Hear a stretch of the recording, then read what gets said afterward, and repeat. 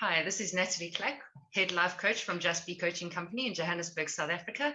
Welcome to our show, Natural Self-Help Tools for the Busy Entrepreneur. Here we've joined up with Explore ProTech to bring you the best information that any entrepreneur could need in this busy, fast-paced world. And today I'd like to introduce you to our guest, Cathy Williams. She is a life coach from Minnesota, and she suggests that you invest in yourself for confidence, purpose, and love. Tell me, Cathy, would you mind telling the audience a little bit about yourself and your business, please? Definitely. So yes, I'm Cathy Williams and I am from Minnesota. And I started as a life coach. So actually, before I was a life coach, I was a personal trainer. So I've been working with people on their health and their wellness. And back in 2012, it really hit me how many people knew what to do, but they just still can't go through the motions, and something keeps people stuck.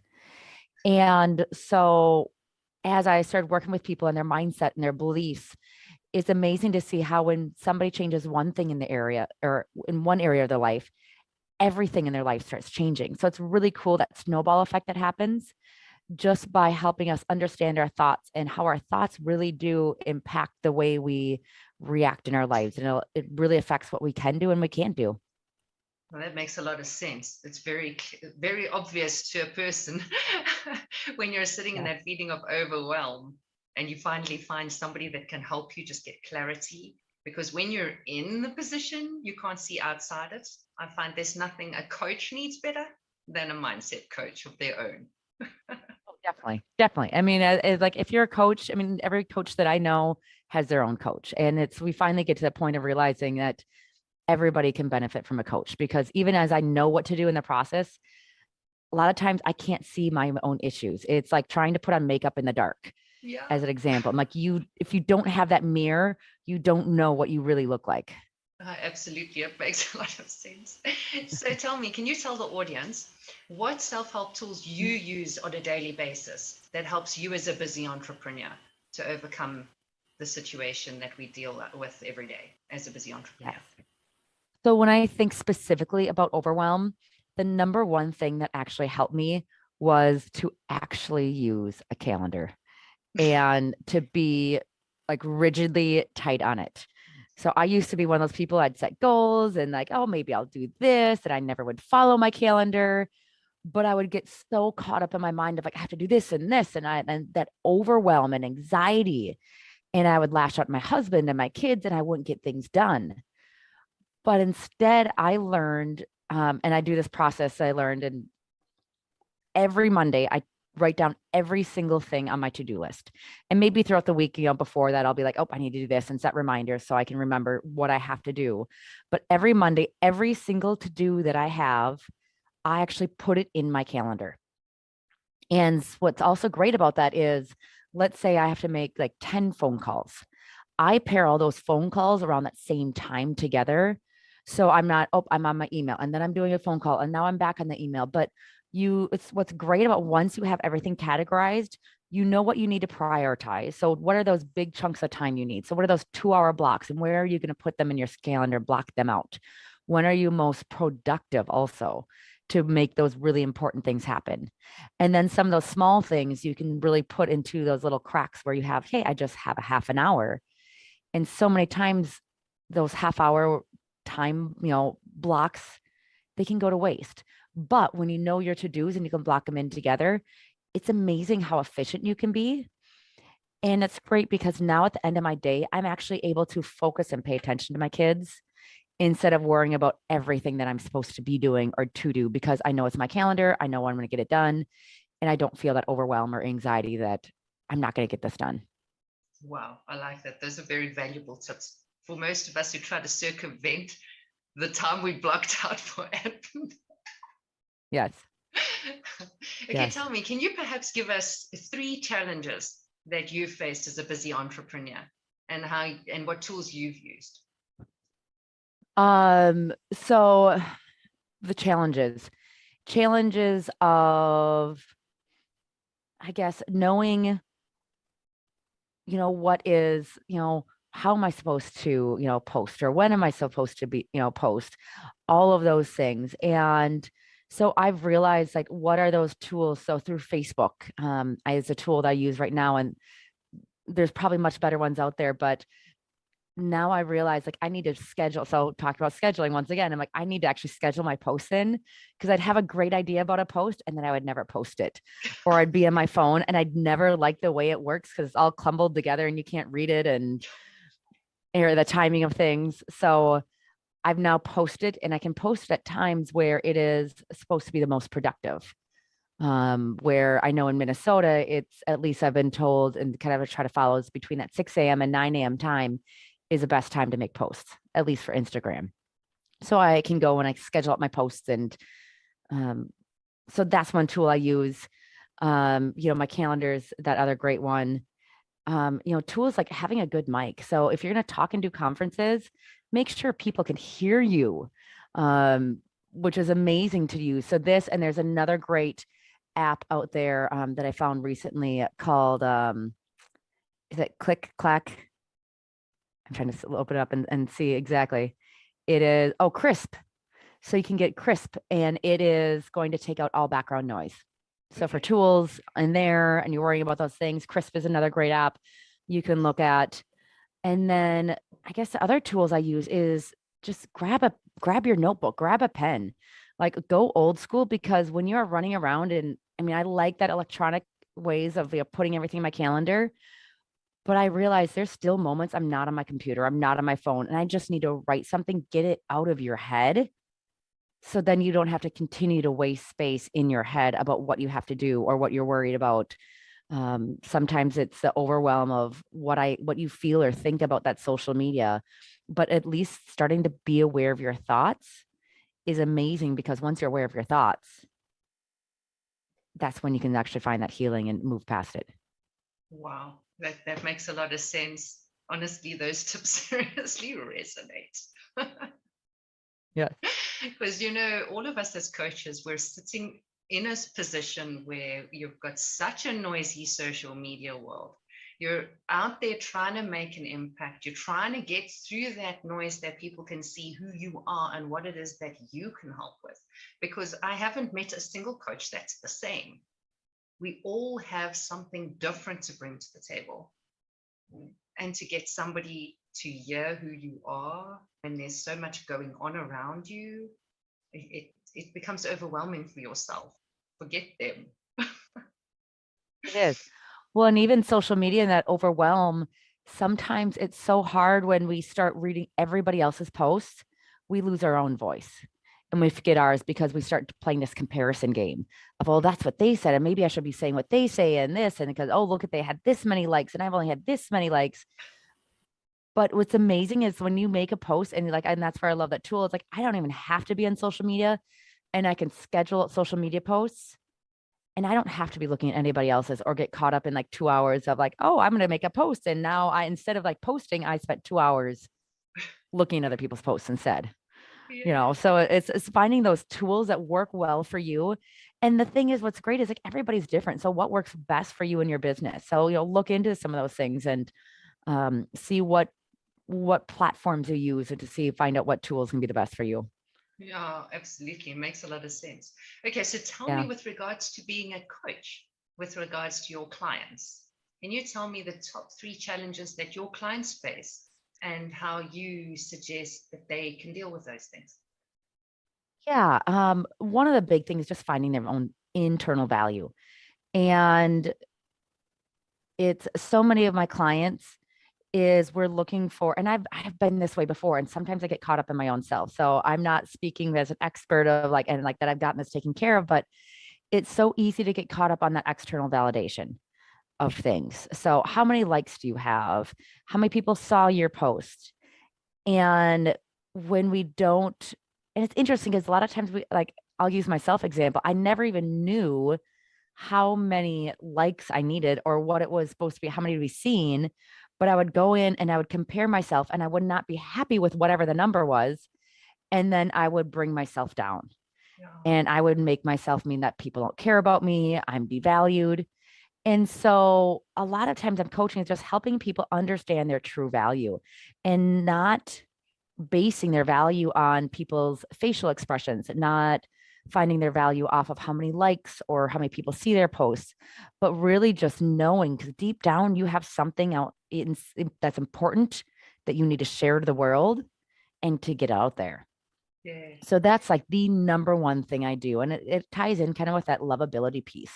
I work with a lot of people and I've worked with a lot of entrepreneur spouses or moms. And it's just, how do you find that own love for yourself? Because same thing kind of ties in with that value is when you don't love yourself, you're not going to speak authentically and you truly won't be able to serve other people. Yeah, People will absolutely. find when you're serving out of like a need versus serving out of just true, genuine care. Yeah, yes, that makes a lot of sense. I like that. You know, Yeah. self-worth, funnily enough, is at the crux of most of our trauma, stress, anxiety. And like you say, at the end of the day, when you start posting authentically, just what you think about today and what you feel is a valuable insight for someone. It's funny how all of a sudden that's when you start getting into actions, when you stop trying so hard to work out what message would be great and rather come from a place like with me when I wake up in the morning. I kind of base it on sort of what I'm dealing with or struggling with or overcoming, if that makes any sense. And then I just Yeah. post from that perspective. What advice can I give somebody that's feeling or struggling with what I'm dealing with on that particular day, or what did I use to overcome it that can maybe help someone else? So it makes such a big difference. And now when you're trying to work out what somebody else has posted and everybody's posting, oh, but they beat me to it. And then you realize, but wait a minute, they might have beat you to it, but they weren't really in the same mind space as you are on the topic. You have a Yeah. completely different slant to it. And somebody else needs your message. They didn't need necessarily that message. And on the other hand, they could need both. Really. So Yeah. yeah, it's It's quite a challenge. yeah, it's in the sayings, that, people need like 7 or 10 times to actually for it to actually sink in before usually they will actually, be able to commit to something or maybe make that change. It's like it is. We need to see those things multiple times, sometimes for it to like strike and be like, oh yeah, what that is. That is what I need. Yeah, for sure. Do you have a specific audience or niche market that you focus on? I've been working a lot with just those, well, kind of in twofold thing. So there's a lot of entrepreneur spouses I've been working with because they are that rock of the family. And actually it's started off there, but I've realized like there's just a lot of moms, and even if they're spouses in a corporate world, but it usually is that stay-at-home mom, dad. Maybe they have like a hobby or that business hobby that they're trying to start doing, but they're doing something very part-time, but they are the rock at home. And they need help because as they're supporting everybody else, and they originally, when they started off in that supportive position, they were so excited and they're passionate and they're happy about what to do. But over time, that luster starts going away and it doesn't feel as exciting anymore. And that's where they start feeling that like they might not be valued. Being that rock at home is a very thankless job and people take you for granted very easily. So as that rock at home is you need to find your own way to stay strong and you can't depend on other people. So you need to really find it within with that self-love, that self-confidence, finding what your purpose and your passions are continually so then you can continue to authentically give to other people. Wow, that's very, very, very deep. I've walked that path, and it's Mhm. you got to reach that point where you accept that you're not necessarily going to get the validation and the appreciation that you Mhm. need for what you're doing, and that you've got to find it somewhere inside yourself that what you're giving is enough, that those people are able to thrive in their spaces as a result of what you're doing. But like you say, I think it's something very important. I've walked a long path and I can't say I've conquered it. Um, but yeah, I think that's a very important step and an important place to be. I really Yeah. honestly think a lot more people need to reach out and speak to you about that, because it's difficult and it's an important position to hold, because you need a rock. when things Mhm. are wobbly and you're out there and you're trying to be in front of crowds and you're trying to find your way as an entrepreneur, and you're dealing with all these people that say no when you arrive there with a product or the service, and all the issues with dealing with clients and suppliers, and then the kids, and then the dog, and then the cats. It's just it's quite a challenge to juggle and still maintain that equilibrium. So yeah, I think there's quite a big space for both sides actually to be counseled and coached. So what 3 tools do you offer do you suggest that those specific clients that you work with incorporate into their lives? So people see the most change when they actually start taking that time to, whether it's electronically or on paper, whatever it is, but actually write out your thoughts. What are your thoughts? Because circumstances happen. And like, let's say circumstance is my neighbor's cat got hit on the road. And that's a very specific circumstance. And different people have different feelings, whether they like a cat, whether they don't like the cat, whatever happened on it. But it's interesting they make something different. And so they make their thought is like, this was probably a bad thing, but it's a example, but they'll make that thought of like, thankfully that, this, yes, they'll be excited about it. They won't be. A better example might just be like Jimmy said, like, my hair looks blue, but somebody might interpret it as like, my hair's ugly. He said my hair's ugly. And that's their thought, what they thought about it. And it's one of those things, and we make our thoughts the circumstance. And so what happens is when you start realizing all the meaning you've made out of a situation, and so really trying to separate it and write your thoughts down and take, so it's 5 minutes to 30 minutes. Don't spend any more than 30 minutes analyzing your thoughts. Otherwise, you can actually just start bringing yourself down because you're just getting too like, whoa, it can be like, woe is me, but taking only 5 minutes a day, write down your thoughts, figure out, why am I thinking this? Where did this come from? And then you also get to choose like, well, is that really what I want to believe? Is that really what's true? Or what else could be true? What else might be true? What do I really want to believe about this? And sometimes you might be able to believe, so let's say you're not feeling that you're beautiful, like you don't like what you see in the mirror. And you start realizing all these thoughts that you start having. And you might not be able to go the next day to be like, I'm hot, look at me, I'm a rock star. But you can say, you know what, I have a body. And so sometimes we can start finding these thoughts that can resonate with us. We can still believe them, but there'll be a step in that right motion. So finding that thought, even if it's business wise, of like, hey, I'm amazing, I'm like the top at what I do. Maybe it's say, hey, I'm learning, but it's finding these thoughts, finding these ways that help you to just continue to stay in a movement and stay in actions and the person that you want to be. But yeah, 5 minutes of writing down a day. Oh, wow. I like that.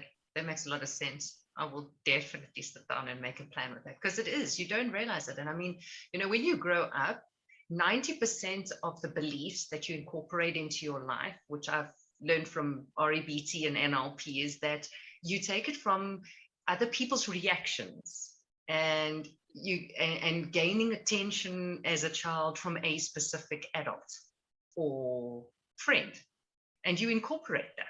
And that's the little blueprint that you work from every day. And you don't even realize it, because you've just internalized all this stuff and created a belief system from which you work. Yet you don't actually realize, like you say, until you sit down and you put it on paper, but wait a minute, like, what made me think that thought?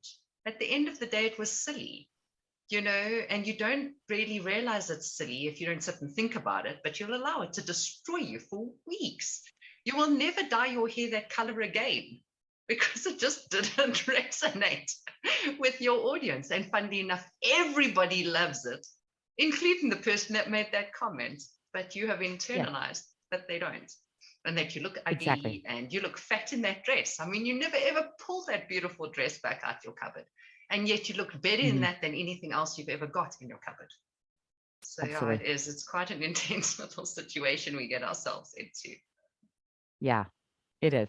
And it happens, and everybody will do it. So even if it's as coaches, I mean, my master coach has been doing this for over 20 years.